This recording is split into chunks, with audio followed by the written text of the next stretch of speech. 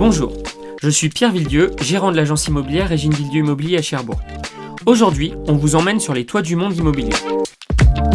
C'est pour toi, c'est le podcast qui répond à toutes vos questions sur le logement, du sol au plafond, sans tabou. Le principe est simple, vous nous posez vos questions sur notre répondeur et nous y répondons seul ou avec l'aide d'un expert. Pour ce second épisode, je vais répondre à la question de notre auditeur. Bonjour, je commence à avoir des articles qui disent que l'immobilier baisse, mais les prix des annonces sont toujours hauts. Ça baisse vraiment à Cherbourg ? L'immobilier n'a jamais été aussi haut dans le secteur, c'est un fait.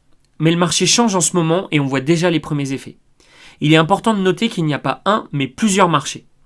Je m'explique.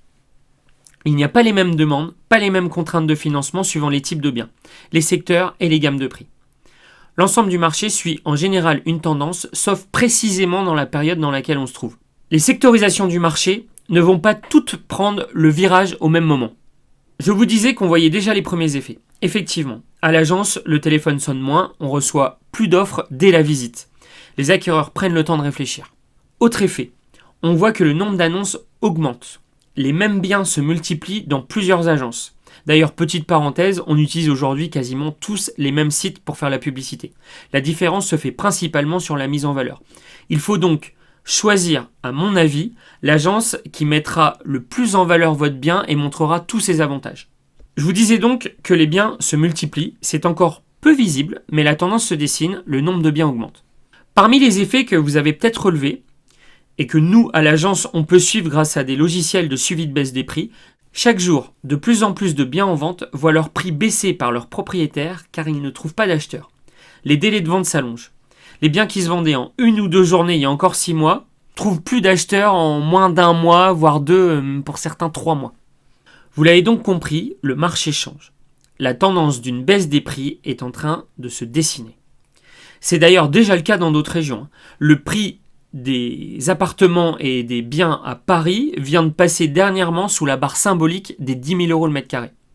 Va-t-on vers un blocage ? C'est assez difficile de répondre, mais à l'agence, on ne pense pas.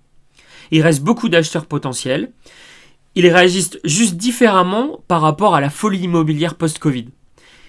Il faudra juste être bien accompagné pour payer le bon prix dans un contexte où les prix justement commencent à varier. Et pour les vendeurs, il va falloir mettre l'accent sur la mise en valeur. Chaque bien mis en vente doit faire la différence sur celui de son voisin. Il y a plus de compétition, il faut donc attirer plus l'attention. Pour conclure, les acheteurs sont encore là, mais ils ont plus de choix et se rendent compte que tout est devenu trop cher. Leur banquier leur facilite pas toujours la tâche, résultat, ils patientent. La balle est dans le camp des vendeurs. Voilà.